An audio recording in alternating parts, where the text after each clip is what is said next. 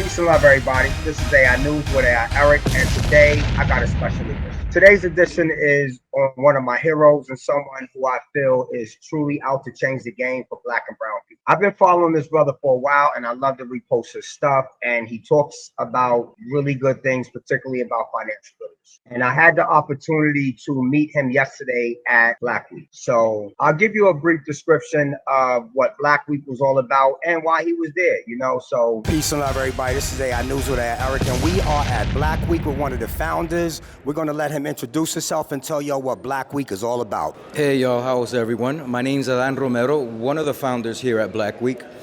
Black Week is a stage, it's a forum where we can now speak openly, speak the truth, and put everything out there. We for so long, our culture, who we are, everything that we bring to the table has been taken, and now it's time to take it back. It's time that we get the benefit from our culture. It's time that we generate income for ourselves. It's time that we take the narrative and make it our own again. So Black Week is that stage. Black Week is that vehicle that allows us to do that publicly, to do that openly, and to do that unapologetically. Thank you, y'all. Black Week is a dynamic program featuring experts from across the advertising world, the media world, finance world, the healthcare industry, the entertainment industry, the technology industry, and more. And it is actually put together by 7 people, 2 sisters and 5 brothers that are all in the media world in their own rights in an expert way, too, in a big time way. You know what I'm saying? So Black Week it actually featured over 30 talks covering topics ranging from fighting data biases in the advertising world, growth and influence in Africa, from the coding the new mainstream, unpacking filters. It was an incredible event, and you don't want to miss next year's Black Week 2025 because it's definitely going to be bigger and better. We all know. So, of course, they had John Hope Bryant there because of his contribution in the Black community. This man has been actually an advocate for us for a long time. He has actually been on presidential staffs, many of them, Republican and Democrat, you know what I'm saying? So, and at the same time, just fighting for us, you know what I'm saying? So, but of course, he was there promoting his new book, Financial Literacy for All, So, John Hope Bryant also has an organization called operationhope.org that is an excellent organization to help people get out of their financial situation and particularly get better credit and get out of their bad credit situation and get into being good. And it don't cost you no money. You know what I'm saying? So John Hope Bryant argues that one of the keys to addressing income inequality is through education. And I agree, specifically financial education. So, and he don't just be talking about teaching people how to budget and save. Like, he's actually talking about giving everyday people the tools they need to think about money the way wealthy people think about money.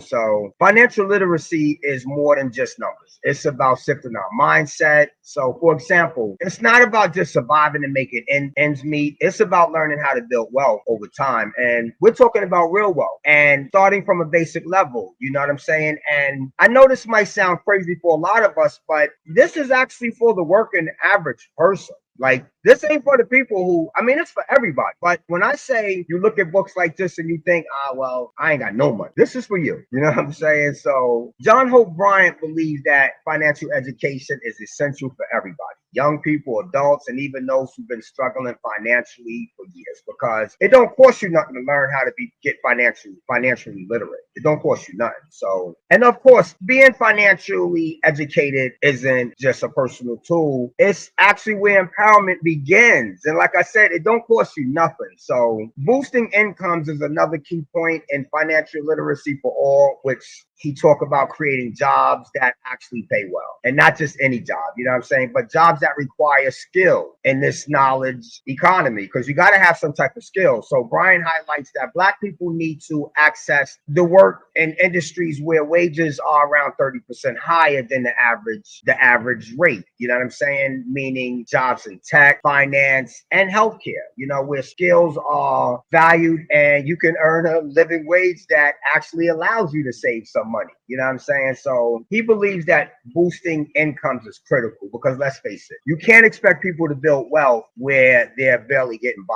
So like I said, this is for us. So if we want to tackle income inequality, we have to ensure that the jobs out there aren't just surviving jobs, but thriving jobs. And I'm telling you now, if you're not getting into artificial intelligence, you're definitely not going to be able to thrive in the thriving up and coming jobs because they're going to all be AI affiliated. They're going to all be, having where, like I said, 90% of the jobs automated are going to be probably taken by AI. But if they 60% automated and you don't know AI, it's going to be somebody that's going to come in and take your job that know your job and know AI. You know what I'm saying? So, but once again, financial literacy for all talks about expanding savings and pension. And he pushes for expanding savings and pension schemes, especially for low income workers, freelancers, and even young people starting at the age of 16. So that's why I say financial literacy for all is for all of us. It's not just for the wealthy people.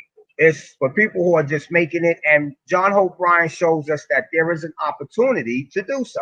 So right now, many people can't save for their future because the system either doesn't make it easy or it just don't include them. You know what I'm saying? So John Hope Bryant's solution is make saving programs more accessible to everyone. And he's advocating for this. The idea here is that everyone should be building a financial safety net. And it starts with changing how we think. That's the first thing. And we got to think differently about our pensions and our savings. So John Hope Bryant proposes that auto enrollment into savings schemes will increase your savings rate and it will lower withdrawal limits. So once again, he's advocating for this. And think about it. If we could get more people saving early and consistently, we can help close the wealth gap a little bit more over time. And you will probably be checking on your money constantly. So he also talks about reforming the tax system. He has a lot of controversial ideas that people might say, but he advocates for wealth tax, which ensures that the wealthiest people contribute their fair share to the economy. And I say it's controversial because we all know that the rich don't really pay taxes like us. So it ain't controversial to us. It just makes sense. You know what I'm saying? So, but it's not just about income tax. It's about making sure that the enormous wealth accumulated at the top is taxed in a way where it helps fund programs for those at the bottom. You know what I'm saying? So instead of us just keeping them rich, they're actually using that money to help us. You know what I'm saying? It's actually helping those in need of it most, not just letting CEOs pocket 50 million bonuses a year, not just their salaries. We talk about bonuses. So Brian's point is that the gap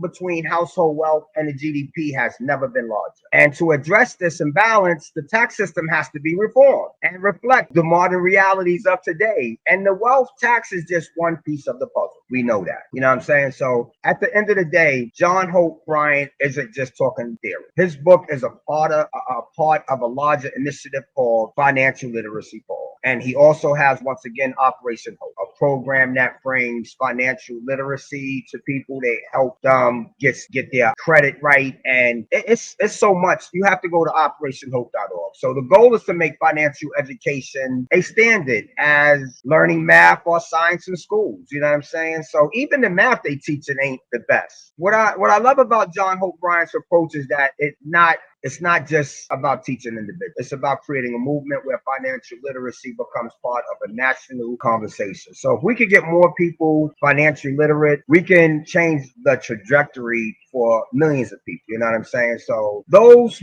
of you who know me know that I talk about artificial intelligence, and one of the main reasons I emphasize learning AI is because of the wealth disparity. And one of the equalizers is AI. It's one of the few tools that can help bridge the gap. And that's not it. We also have to become financially literate. And that's what I love about John Hope Bryant's work, So I'm definitely going to get involved. I'm going to get on that team. You know what I'm saying? So once again, I want y'all to understand that John Hope Bryant's long-term vision is something that a lot of people feel might be far reach, but it's necessary. I'm telling y'all, he wants to reverse wealth disparity. And I do too. You know what I'm saying? He wants to create wealth owning democracy and deliver social justice through economic economic equality, So that might sound like a tall order given where we are now, but the steps he outlines in his book, it makes it seem possible. You know what I'm saying? So it's not just about small tweaks here and there. It's about shifting the whole entire system so that everyone has a chance to build wealth, not just a privileged few,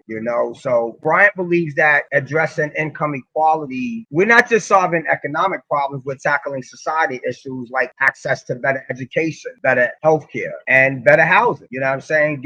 Also giving people the tools to fully participate in this economy. You know what I'm saying? So what I take from financial literacy for all is that addressing income equality is possible once again. And it's going to take more than just good intentions. It requires real action, both on the individual level and systematically. And that's why voting is crucial. And knowing who you pick in is crucial, and knowing where they stand when it comes to finance for you and with your financial situation in your area. You know what I'm saying? So whether it's improving financial literacy, creating better jobs, or reforming the tax system, once again, the steps in financial literacy for all are critical in closing the wealth gap and building a better society for us all. So, you know what I'm saying? Once again, I advise everybody to go get this book, Financial Literacy for All. Everybody, I advise you to go get it. It's an easy read. Once again, this is AI News with AI Erik. Please subscribe, like, and share. YouTube.com/@AI Erik. Peace and love. Got to get that book. AI News with AI Erik.